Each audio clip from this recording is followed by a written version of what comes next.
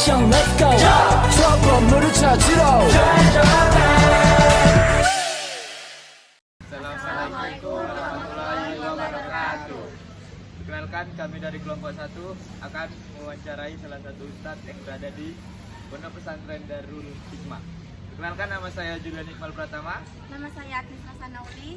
Nama saya Aisyah Masrul. Nama saya Dinda Agustin. Nama saya Agustina Indiani. Dan nama saya Mustafa Abdi. Oke, baiklah, sampai berjumpa di videonya. Assalamualaikum warahmatullahi wabarakatuh. Waalaikumsalam warahmatullahi wabarakatuh. Alhamdulillahirabbil alamin. Wa bihi nasta'inu ala umuri dunya waddin wa ala alihi washabihi ajmain. Pertama-tama, marilah kita panjatkan puji syukur kita atas kehadirat Allah Subhanahu wa taala yang mana telah melimpahkan nikmat dan hidayahnya pada kita semua sehingga kita dapat berkumpul pagi ini dalam agenda wawancara tentang dakwah Islam di Nusantara. Nah, baiklah, ada pepatah mengatakan tak kenal maka tak sayang. Maka izinkan saya memperkenalkan diri saya terlebih dahulu. Perkenalkan, nama saya Julian Iqbal Pratama. Selanjutnya Saya Mustafa Abdi. Nama saya Agnes Hasanauli. Nama saya Aisyah Masrul. Nama saya Agustina Indiani. Nama saya Dinda Agustin. Nama saya Ibnu Haris. baik, Ustadz Ibnu Haris ya.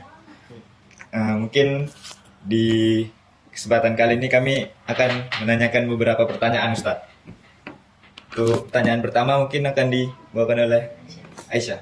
Baik Ustaz, pertanyaan pertama itu bagaimana cara dakwah Islam di Nusantara sehingga Islam dapat diterima? Baik, Aisyah. Jadi Islam masuk ke Nusantara ini kalau kita lihat di pelajaran-pelajaran buku-buku sejarah bahwa Islam itu masuk melalui yang namanya perdagangan. Kemudian Islam, walaupun ada yang mereka itu ikhtilaf ya, berbeda pendapat, bukan dari perdagangan, dari begini-begini. Tapi kita meyakini bahwa memang dari perdagangan pada abad ke-14 yang itu dibawa oleh sultan-sultan terdahulu. Mereka datang seperti dari Yaman, kemudian Turki, kemudian dari berbagai negara yang mereka itu bisa berbahasa Arab. Kemudian mereka ini juga diyakini bahwa bukan para ulama saja, tetapi sudah disebut dengan wali. Tingkatannya lebih tinggi. Makanya orang-orang yang pergi ke sini itu sudah dibekali oleh orang yang ketika itu tahu bahwa Islam ini akan disebarkan di seluruh dunia. Salah satunya Islam masuk ke Nusantara ini. Mereka masuk melalui perdagangan, kemudian mereka juga menguasai bahasa-bahasa Nusantara. Setelah itu mereka juga masuknya Islam dengan cara menikahi orang-orang Nusantara, sehingga setelah lahir anaknya mereka diberikan yang namanya ilmu-ilmu agama Islam. Kemudian dari anak-anak cucu mereka lah akhirnya Islam itu tersebar sampailah yang kita rasakan. Mungkin bisa jadi kita yang di sini ini bisa disebut dengan Islam keturunan, karena kita tidak pernah mengucapkan syahadat seperti orang-orang mualaf gitu kan, dipimpin oleh seorang ustadz. Nah, kita ini adalah salah satu Islam keturunan, dan kita semuanya ini benar-benar merasakan efek dari ulama-ulama terdahulu yang datang, dan mereka itu datangnya salah satunya juga dengan seni budaya yang ada di Nusantara ini, seperti wayang kulit yang ada di Jawa.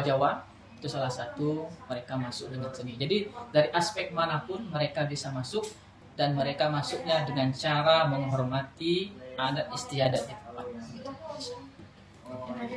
Ya. Baiklah, berarti secara tidak langsung agama Islam ini masuk dengan melalui perdagangan. Yang diadakan. Baik. Untuk pertanyaan selanjutnya. Pertanyaan selanjutnya, menurut Ustadz bagaimana metode dakwah ulama terdahulu dalam menghadapi adat istiadat? Ya, pasti ada ya. Di adat istiadat di setiap daerah itu pasti ada yang menyimpang dengan ajaran-ajaran agama Islam. Maka ulama terdahulu itu bukan langsung mengejat ini salah, harus dipotong lehernya, bukan begitu. Islam itu dia datang dengan yang namanya hikmah, datang dengan kesabaran, sehingga adat istiadat yang tersalah ketika itu mereka mendekati secara pendekatan sosial. Mereka buat yang namanya seperti majelis-majelis kecil, taman kecil-kecil. Kemudian mereka juga mengundang para tokoh-tokoh adat ketika itu, dan mereka bicarakan apa yang menyimpang di adat istiadat mereka, sehingga melihat yang namanya kesabaran ulama-ulama terdahulu, adat istiadat itu, para tokoh-tokoh adat, kepala adat, akhirnya mereka kena hatinya. Oh, ini Islam memang bagus ajarannya. Mereka tidak langsung menyuruh potong tangan, potong kaki, potong lehernya. Kalau umpamanya ada kesalahan, mereka dengan sabar, kemudian dengan hikmah Islam. Nah, begitulah mereka membuatnya. Oke. Berarti secara tidak langsung mereka juga menyampaikan Islam ini secara perlahan-lahan. Iya, betul. Baik, untuk pertanyaan selanjutnya. Bagaimana menurut Ustadz peran dakwah dalam menghadapi tantangan sosial di Nusantara? Ya, dakwah itu salah satu solusi sebenarnya untuk yang namanya tantangan sosial di Indonesia ini, khususnya Nusantara. Kenapa? Dengan dakwah ini bisa menjadi solusi seperti yang namanya kemiskinan, kemudian ketidakadilan.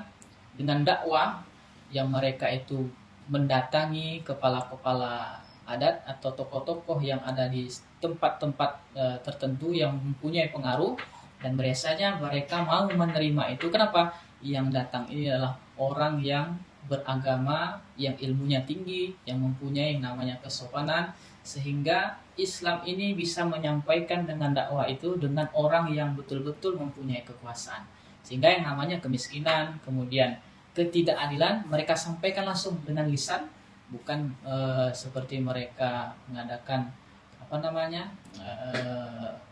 demo yang anarkis, ya kan? Tidak ada seperti itu di zaman dulu. Mereka langsung menjumpai kepala-kepala negara, apalagi seperti sekarang nih ya. Sekarang alhamdulillah demo kita yang ada di Indonesia ini sudah mulai bagus saya lihat. Kenapa? Karena tidak ada yang merusak jalanan, tidak ada yang anarkis, sudah tertib semua. Seperti itulah di zaman dulu mereka menyampaikan kepada kepala-kepala adat istiadat atau kepala negara yang mereka kunjungi ketika itu. Oke, terima kasih. Baik Ustaz. Berarti pendakwah sebelumnya ini mendatangi terlebih dahulu kepala adat ataupun petinggi-petinggi di daerah tersebut. Baiklah. Untuk pertanyaan selanjutnya, boleh? Menurut Ustadz, bagaimana kondisi dakwah di daerah-daerah tertentu di Nusantara dan apakah ada perbedaan dakwah antara wilayah? Iya, memang ada perbedaan yang sangat jauh di zaman dulu seperti di daerah-daerah, apalagi di zaman Nusantara dulu ya. Kalau kita lihat dulu tidak ada yang namanya seperti yang kita duduk sekarang. Ini kan salah satu metode dakwah, menyampaikan bagaimana ajaran Islam atau Islam itu masuk di Nusantara. Melalui kalian buat YouTube seperti ini, itu salah satu perbedaan yang sangat luar biasa. Kalau di zaman dulu tidak ada yang namanya YouTube, kemudian media sosial dan lain sebagainya, sehingga yang di daerah-daerah yang tidak mempunyai jaringan-jaringan WiFi itu sangat sedikit yang bisa mereka dapatkan dari keilmuan tersebut. Tapi di zaman sekarang, metode ini sudah melakukan dengan yang namanya teknologi. Apalagi kita sekarang itu sudah mengikuti yang namanya 4.0. Ya, 4.0 aja. Nah, 4.0 ini yang dikembangkan di Jerman ketika itu. Semua sudah melakukan dengan robot. Nah, dengan robot seperti setrika uap ketika itu kan, komputer dan lain sebagainya, dan mereka sudah mengembangkan sekarang sampai yang namanya 5.0, sudah 5.0. Sementara kita di Indonesia masih pakai 4.0. Jadi perbedaannya sangat signifikan jauh, dan alhamdulillah anak muda sekarang itu semuanya tidak gagal internet saya lihat, tetapi harus bisa memfilter. Tidak semua yang ada di televisi, di media sosial kita makan mentah-mentah. Kita harus tabayun dulu. Idza ja'akum fasikun binaba'in fatabayanu, katanya kan. Kalau datang orang fasik kepada kamu memberikan kabar, maka kalian harus tabayun, minta klarifikasi, benar tak berita ini. Jadi sangat jauh ya. Kalau di daerah-daerah itu mereka metodenya adalah pendekatan adat istiadat. Mereka datang berdakwah-dakwah ke rumah-rumah, seperti kalau kita lihat sekarang itu ada namanya jamaah tabligh. Jamaah tabligh itu kan datang ke rumah-rumah. Mereka tidak pakai video atau pakai foto seperti kita ini. Jadi mereka hanya face to face ke rumah-rumah, ketok pintu, ayo kita ada acara di masjid, mari sholat berjamaah maghrib, seperti itulah. Tapi kalau kita sekarang ini itu akan menjangkau jaringan yang sangat luas. Jadi saya berharap adik-adik semua ini mahasiswa UMRI bisa juga berkontribusi untuk menyebarkan Islam di Nusantara ini. Begitu. Ustaz. Selanjutnya Ya. ada lagi? Menurut Ustadz, bagaimana sih perkembangan dakwah di Nusantara saat ini? Ya, perkembangan dakwah di Nusantara ini itu memiliki perubahan yang sangat besar. Kenapa? Karena teknologinya. Itu tadi kan, teknologinya sangat berkembang pesat sekali. Mungkin saya sebut tadi kan, sekarang kita di 4.0, sementara Jerman udah 5.0. Jadi kita ketinggalan jauh, tapi mudah-mudahan kita anak-anak bangsa ini bisa mengejar ketertinggalan itu dengan teknologi tadi. Mudah-mudahan adik-adik sekalian bisa menggunakan dengan baik teknologi ini. Baik. Berarti untuk sekarang teknologi sangat berperan untuk Iya. perkembangan di Nusantara.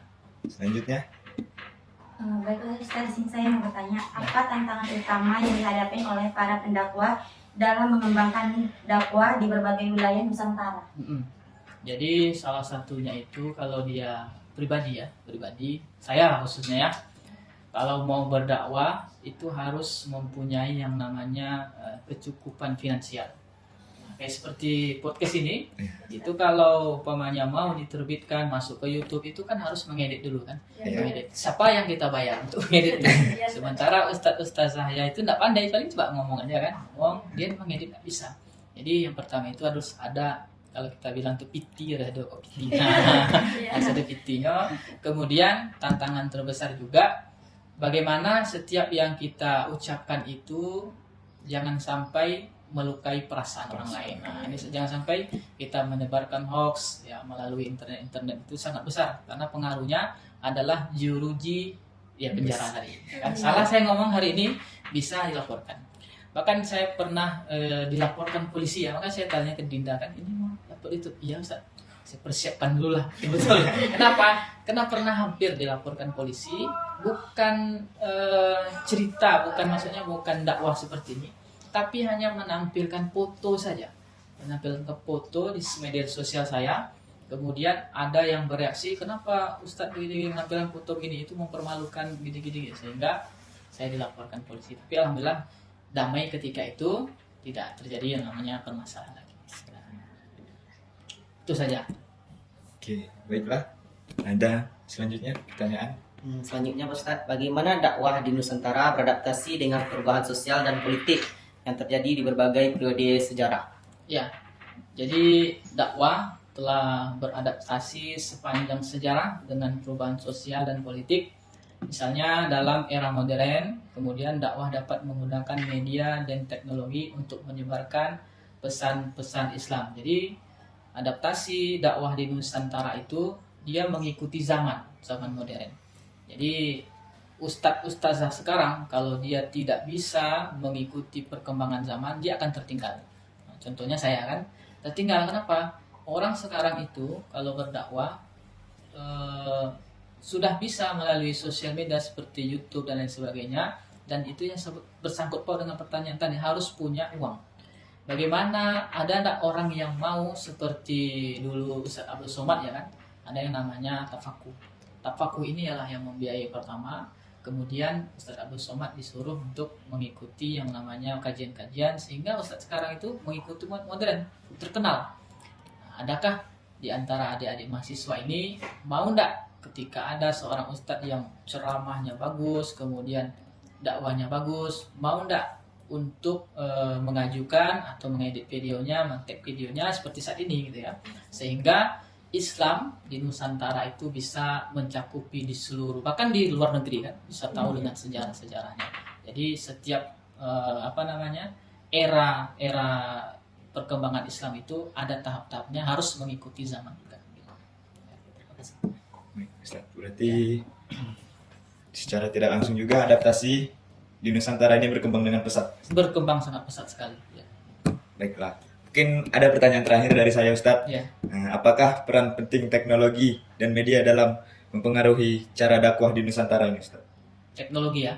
Ya, jadi teknologi ini sangat pengaruh besar. Kenapa dia bisa mencakup pada semua khalayak ramai, kepada publik.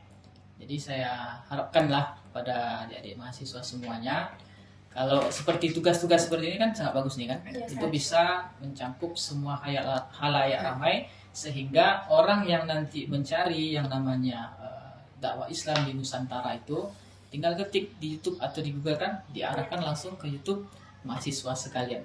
Jadi teknologi dan media itu sangat berperan besar dalam menyebarkan dakwah, kemudian membuka kesempatan untuk mencapai halayak yang lebih luas dan menyampaikan pesan-pesan Islam dengan cara yang lebih inovatif dan menarik. Begitu. Berarti ada sisi positif juga dari peran teknologi yang berkembang. Iya, positifnya sangat banyak, mudaratnya juga ada juga. Itulah yang harus kita filter. Ya. Oke, baiklah, terima kasih kepada Ustadz. Mungkin sampai sini aja wawancara kita pada hari ini. Sebelum saya akhiri, mungkin alangkah baiknya kita mengucapkan hamdalah bersama-sama. Alhamdulillah. Baiklah, saya selaku moderator di sini saya mengucapkan terima kasih dan saya akhiri juga. Assalamualaikum warahmatullahi wabarakatuh. Waalaikumsalam warahmatullahi wabarakatuh. Sekian dari kelompok kami akhiri. Assalamualaikum warahmatullahi wabarakatuh. 트레저와 함께 달려 Ready for action, let's go 트러블 물을 찾으러